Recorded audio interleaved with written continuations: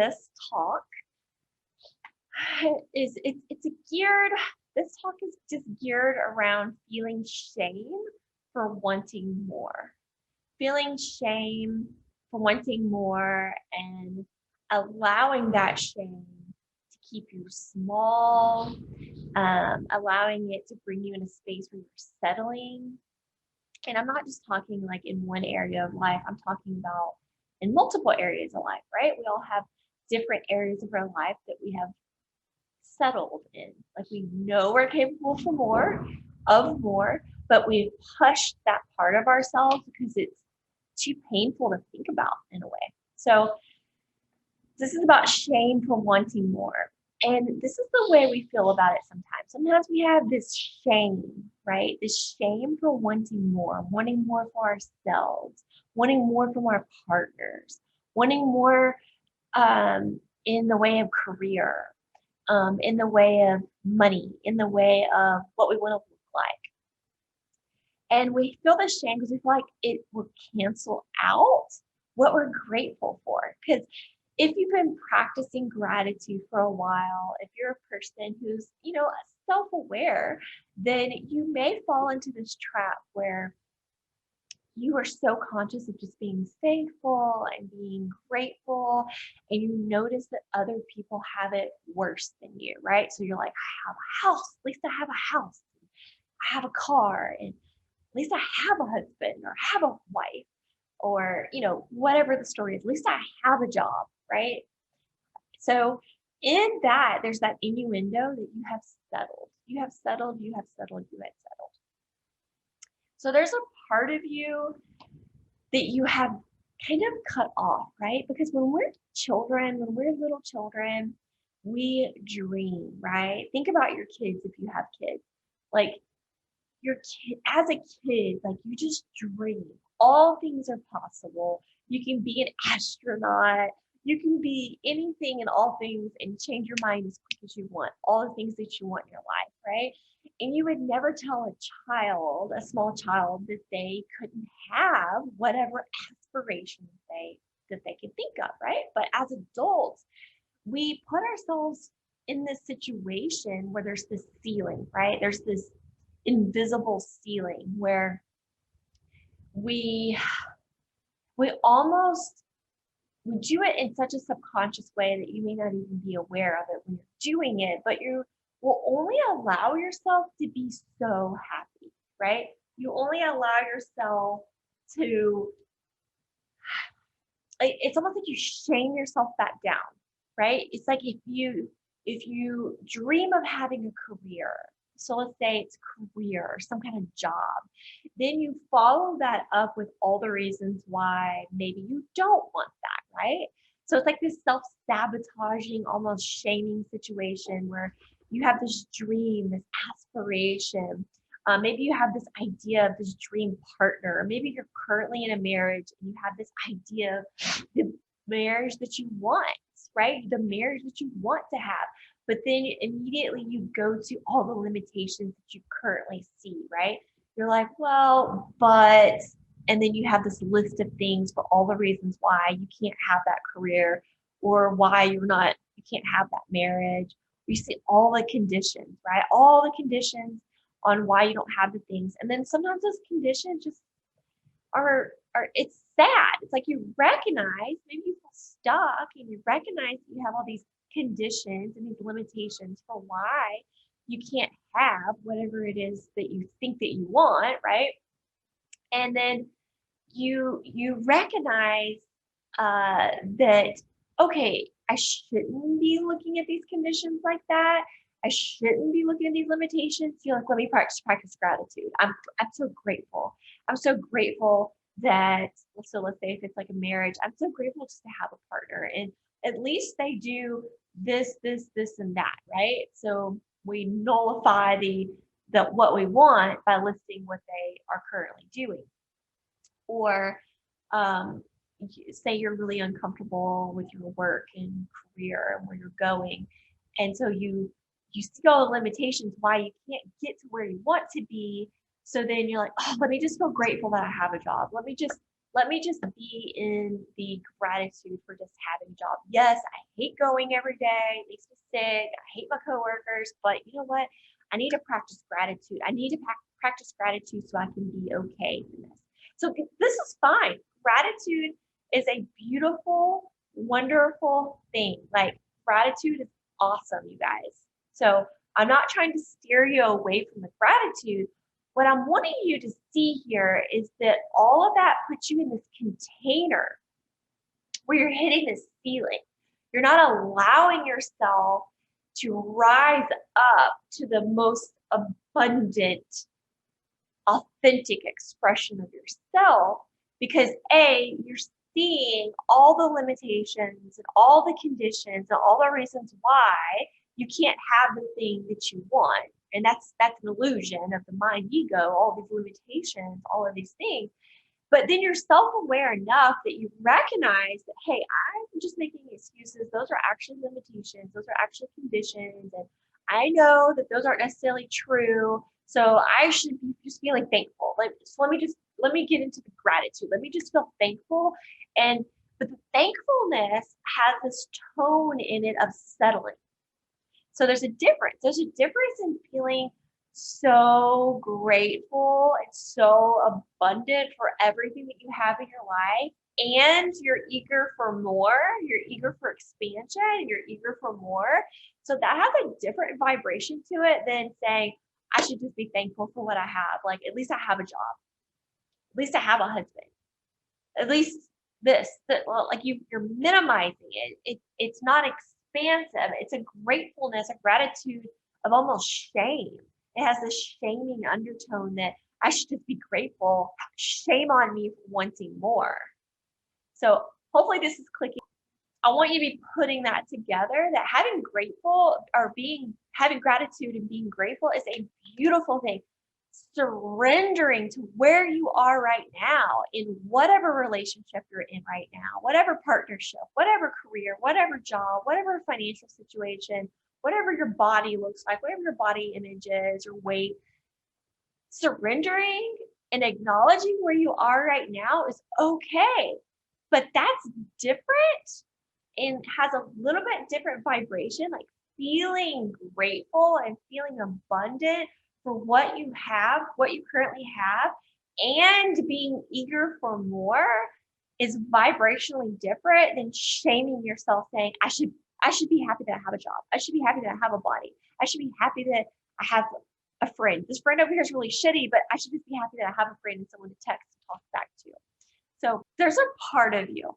There's a part of you, a part of me, a part of all of us. There's this deep, deep, deep part of you, part of all of us that knows what we want, that knows what we desire. It's the true part of you, right? It's the part of you that knows that you are capable of freaking amazing things, right? It's the part of you that has no limitations, no conditions. It's a part of you that is so expansive, so infinite, so abundant. It knows what your dreams are. It knows what you're capable of. It's the part of you that knows that you can connect on a deeper level with your husband, with your relationship, with your kids, with your partners. It's the part of you that knows that you are capable of more. There's this part in all of us, that knows that we are capable of deeper, more meaningful relationships, deeper love, deeper connection. There's this part of us that knows that we are worthy, we are expansive, creative, co-creative beings manifested here on earth. And we are designed to have and do and experience all the things that our mind can create, all the things that our mind can desire.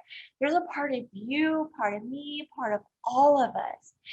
But through traumas, through childhood conditioning, through society, through all the things that happen to us over the course of our life, we settle, we make ourselves smaller. We tell ourselves we should be grateful in a shameful way. We should be grateful for what we have. We should not want more. We should not have these expectations for our partner to be a certain way, for our friendships to look and feel a certain way. How selfish of us who want all of those aspects of our life to come together. How horrible of us, right? That's the story that society tells us. That that's the story that you've told yourself. That's the shame, the shame, the shame for wanting more. And so over time, we've cut off parts of ourselves. So I'll share a little bit of my story. I definitely had that part of myself cut off. I didn't hate my job or anything. I didn't necessarily hate my life. I just knew in my hardest of hearts that I could no longer be a hairdresser, that I needed to transition out of that because I was capable of something more. There was this other calling, there's this other thing I wanted to do. I knew that I was capable of a deeper, more meaningful relationship with my friends, with my child. Like I knew I could be a better mom. I knew I could be a better wife. There's a part of me that absolutely knew that I am capable of more. And you have that part of you too. But it's so scary, right? It's so scary to admit this to yourself. If there are things that you feel if there's questions you feel uncomfortable asking yourself, and I've talked about this before, but think about the implications of that. If there's questions that you are scared to ask yourself, then you are settling. You are settling in some area of your life. You are settling. So if you are not willing to sit down and have a writing ritual, to journal, to write, to get to know yourself, to hold space for yourself, to connect with your truth, with that part of you that knows you're capable of more, if you are scared to do that or making all of these excuses why you can't do that, you don't have time or this or that, then you are probably somewhat aware on an unconscious level that you are settling in some area of your life, and you kept yourself in that position of settling by feeling some kind of shame around it, some kind of shame for wanting more. And so the reason for that is because once we admit that we have settled, once we admit to ourselves that we are settling for on a marriage, that we're settling in a relationship, that we're settling in a friendship, that we're settling in a career, that we are settling in debt in a financial situation, that we're settling with our body, we've just given up in a way. When we admit to ourselves that we are settling, then automatically the mind in you, the ego, the mind part of you is like, shit, I've got to do something about it now. I've got to do something about it. I can't unsee this. Now that I've admitted this to myself and I'm willing to look at it, now I have to do something about it. I don't want to do nothing about it. I don't want to do anything about it, right? So if there's a question you're scared to ask yourself, it is simply because the mind in you is scared shitless of having to take action, having to do something about it, having to problem solve it, having to fix it, having it scared. That part of you is so scared to admit that it's settled in some area of your life, because now when you admit that you have settled, the thing that comes after that is you are aware. You have this awareness. And once you have that awareness, you can't see things the same again, right? And we're so scared of that because the mind in us, the ego in us hates change. It's scared of change. If your life has been going on so far just fine, then your mind, ego, is like, we've survived. We're fine. We're doing just fine how we're doing. Like, don't rock the boat. Do not rock the boat. It feels scary out there to do something different than what we've been doing. Don't rock the boat. That's how it feels. So that part of you is the mind ego will shame you into staying small. It'll shame you into settling. It'll shame you into not going for your dreams, not working for that career that you desire, not working on that relationship, not working on your marriage, not working on being a better mom, not working on your body. It'll keep you stuck. That shame will keep you stuck in eating habits and diets, and not committing to a diet. The reason why we fear this conversation with ourselves is because once we admit that we have settled and that we are capable of more, then the mind in us is aware and it feels like it has to do something. This is the reason why the majority of people stay stuck. And this is why people stay stuck. And this is the reason why people aren't willing to ask themselves the hard questions. This is why you're avoiding that connection with yourself. And let me tell you guys something. If you aren't willing to have these conversations with yourself, if you're not willing to go deep with yourself, if you're not willing to hold space for yourself, if you're not willing to connect with yourself, if you're not willing to discuss with yourself your own desires, your own dreams, your own abundance, your own magic, how do you expect to connect with anyone else in your life at that level? Your connections in your life are a reflection of the willingness you're able to go in the connection with yourself. So if you find yourself surrounded by surface relationships, surface friendships, if you find yourself lonely in a room full of people, if you find yourself lonely in your marriage, if you find yourself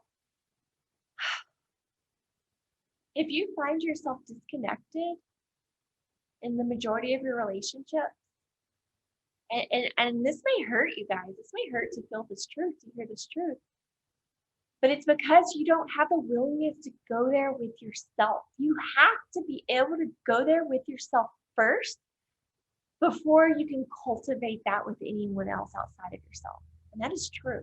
That is true.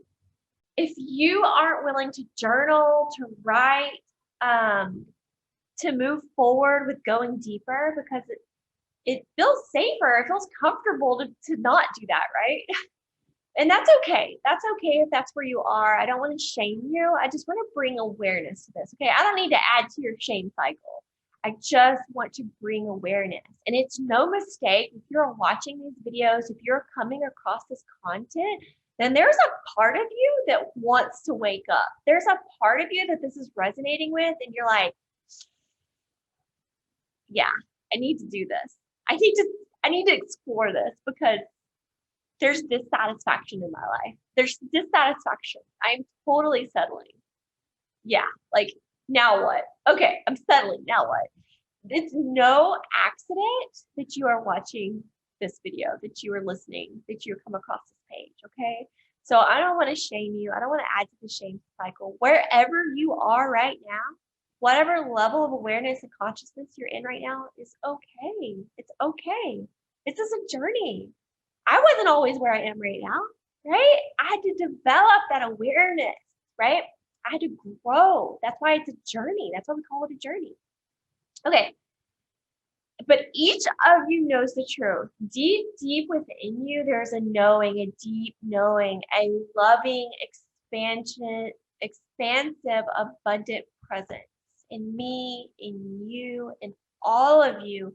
There's this deep, deep, deep knowing, this loving, expansive, abundant presence that knows the truth, that knows that you are capable of more. It knows you're capable of being a better mom, a better partner, a better friend. You are capable of the career that you dream of having. Your dream career, you are freaking capable of it. The money and the abundance and the financial stability that you desire, you are capable of it. If you can dream it, if you can want it, if you can desire it, then you, my friend, are in the vibration of having.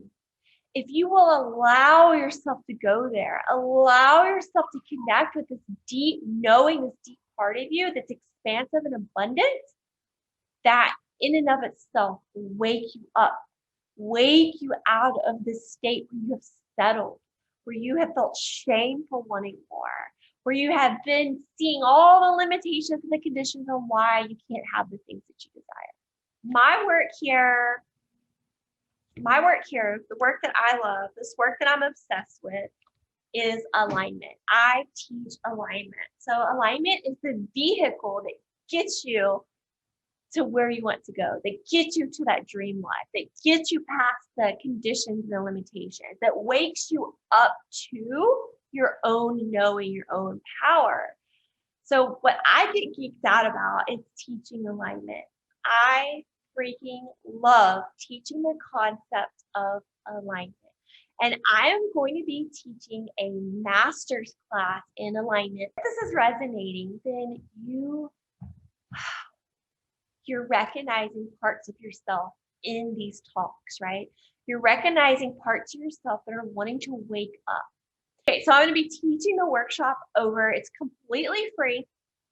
And it's going to be probably a 5-week workshop. I'll be going live every day. You can do the playback.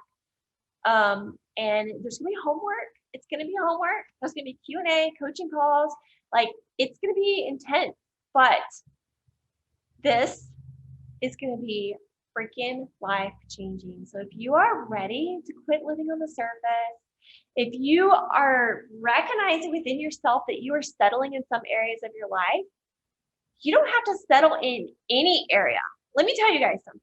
Let me tell you, I mean this with all my heart, okay? You can have it all. I want you to hear that. You can have it all. It is okay to want it all. It's okay to desire it all.